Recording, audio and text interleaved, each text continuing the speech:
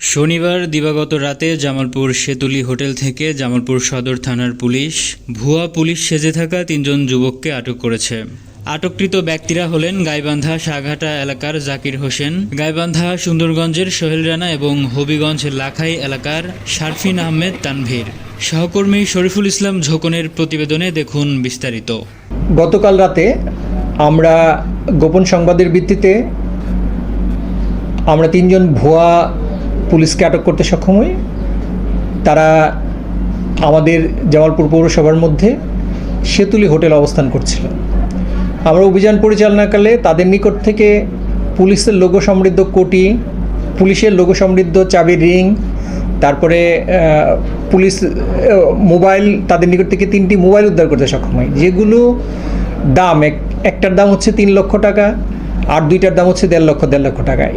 এই মোবাইলগুলো তাদের জীবন আচরণের সাথে সঙ্গতিপূর্ণ নয়। এছাড়া আমরা তাদের নিকট থেকে আমরা জানতে পেরেছি যে তারা দীর্ঘদিন যাবৎ এই জামালপুরের হোটেলগুলোতে তারা অবস্থান করে 10-15 দিন করে তারা এখানে অবস্থান করে তারা বিভিন্ন অপরাধ কর্মকাণ্ড সম্পন্ন করে আবার তারা অন্যত্র চলে যায়।